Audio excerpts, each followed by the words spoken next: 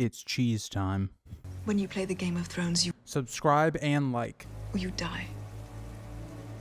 There is no middle ground. All right, welcome back to the Grease Goblin YouTube channel. Today's video, we're going to be talking about everybody's favorite cheesemongerer, Illyrio Mopatis, in day 7 of the 25 Days of Winds of Winter. And we're going to be talking about Illyrio. The real question with the character is, are we going to actually see Pentos? That's the real question. And the only way that that's probably going to happen, especially with meeting someone like Illyrio, is going to be through Daenerys. And I've talked about Illyrio, I feel like, not as like as the main character, the main part of a video in a little while. And so as we talk about Pentos and Illyrio specifically, it makes sense to go there for a number of reasons. One, you're going to have to stop off in a number of different ports on Daenerys' way back to Westeros.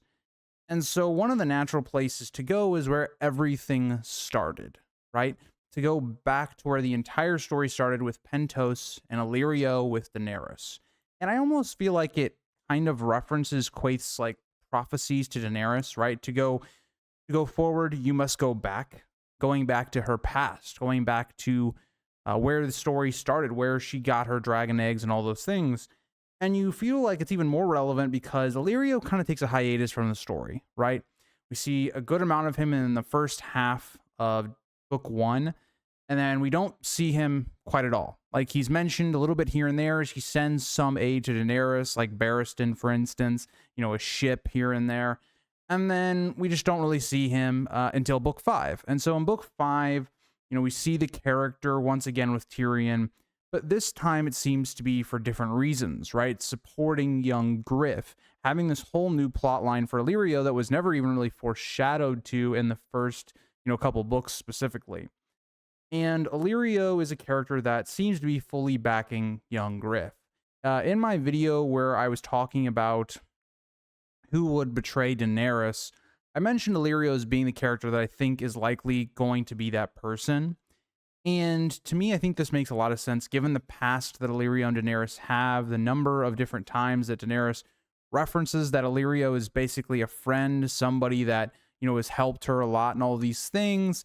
And just from, Tyrion's POVs, that just doesn't seem to be the case, right? It seems like, I would say Illyrio is using Daenerys more than anything, but that doesn't seem to be the case with someone like young Griff, where Illyrio seems to actually care about young Griff and his well-being and all of those things. And so it makes you feel like there's some sort of personal connection that Illyrio must have with young Griff, because he never has that with Daenerys, right?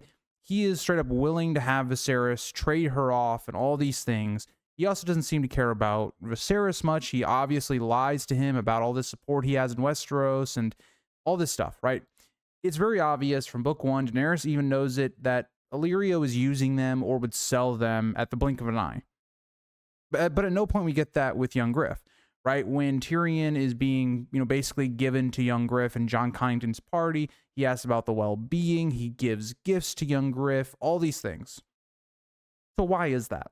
And it's likely because Illyrio has really more in young Griff's camp than he does Daenerys's, and that seems pretty specific, right?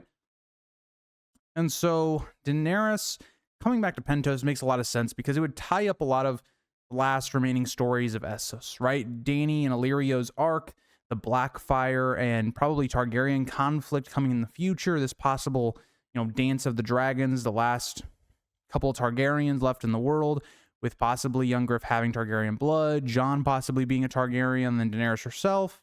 And then, as we get to Pentos, I think what it would also do is be part of those betrayals that Daenerys is probably going to experience, kind of build up some of this distrust once again, have her begin to give in to more of her impulses as she can't trust people around her.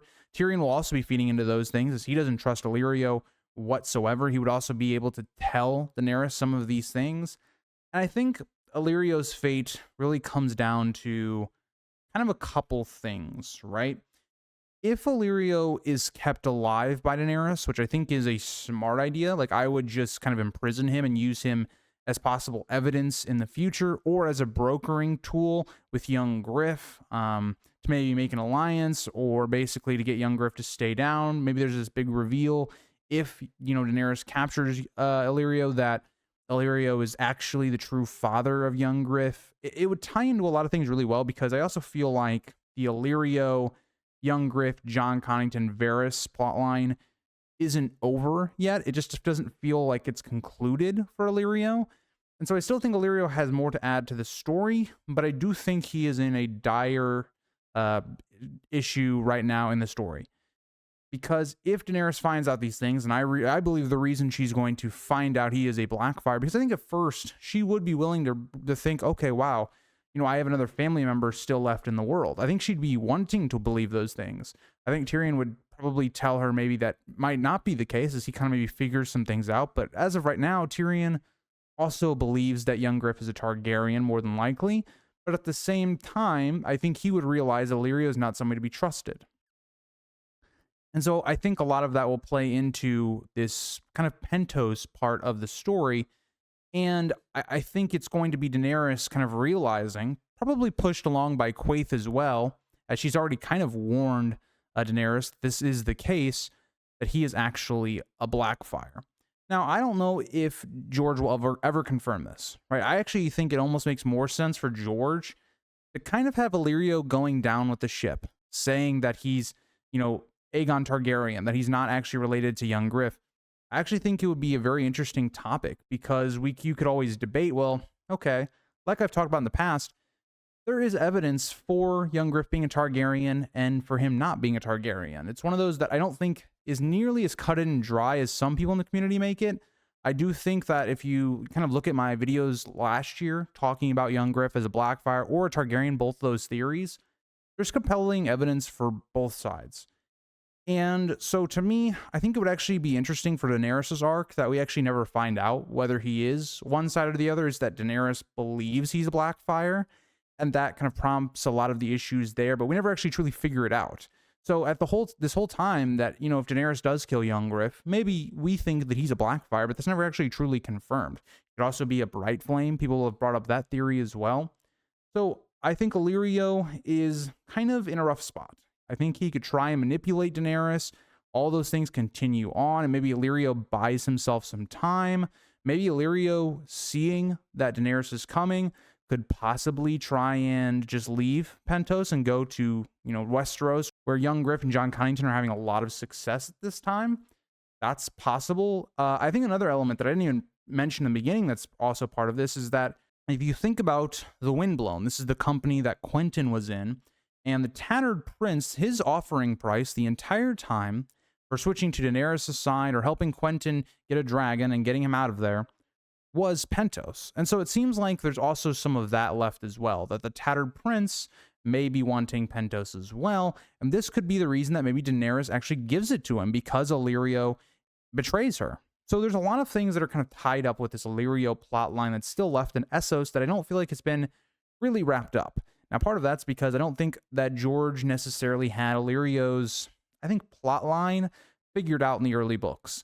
The fact that the Blackfires were not really even an idea, maybe George had an idea that there was going to be some sort of Targaryen civil war stuff even after maybe the dance, but he didn't have it figured out exactly. He didn't have it figured out that it would be this, bastard branch of the Targaryens until a little bit later on, when we start to see them getting mentioned more in A Storm of Swords, especially with Catelyn when they're talking about Robb's will, all those type of things. And I think that's kind of prevalent here. Like, if you think about Illyrio's motivations, they seem to contradict themselves a lot of times when you think about his early stuff in the books. Like, for instance, Illyrio giving some of the rarest things on the planet, dragon eggs, whether they're just stones or, having actual ability to do, birth a dragon. Those dragon eggs are extremely valuable. You think about the second Blackfire rebellion, where Daemon Blackfire thought he was going to be able to hatch a dragon egg, but that egg in and of itself gave Daemon Blackfire a lot of legitimacy. You think about that now, even more removed from the dragons, even where there are less relics of the old Targaryen dynasty, where things like, for instance, the sword Blackfire has gotten lost to history. The sword Dark Sister seems to also have been lost to history, so the ancient swords of the Targaryens are gone. The dragons are gone. Even the dragon eggs, especially in Westeros, are gone. So, having one of these signs of legitimacy like the Targaryen, dragon eggs would have given somebody like young Griff a lot of legitimacy. but Illyrio refuses to do that. And so, again, I think there's a lot of things where, we don't have the most complete picture for Illyrio, but I do think his inevitable fate in either this book or the next book will be death by Daenerys. I think very similar to how maybe Varys died in the show, where he's burned alive by Drogon. Makes a lot of sense here. It's just on how much time do we have left with the character. Does Daenerys keep him alive? Does he somehow outplay Daenerys and maybe make it back to young Griff's side? Does he maybe go with this idea that, oh yeah, young Griff was always meant to marry you, Daenerys, just in the future, and all this stuff? Like, what is going to happen there? There has to be some, like, doubt in Daenerys' mind, some distrust. Things just don't add up. And so I think that Illyrio can't get out of this situation, but I do think he could maybe be imprisoned, or maybe it just goes with Daenerys for the time being, but on face value, who's for the other side.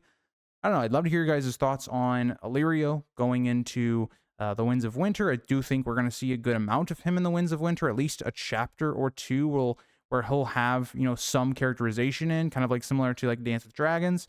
But I will see you guys all in the next video, which will have a lot of ties to this. We're gonna talk a lot about the plot line for young Griff in the coming videos. I have next up Mace and Olenna. Obviously, Mace Tyrell is marching on Jon Kyneton and Storm's End. We've got Euron, who's also kind of messing around in the south, could possibly come into contact with young Griff. And we also have Jon Con in after that. So we're going to talk about a lot of the young Griff plot in the coming days. So I hope you guys that are big Golden Company or Blackfire fans, enjoy that. And I'll see you guys all in the next one. Bye, guys.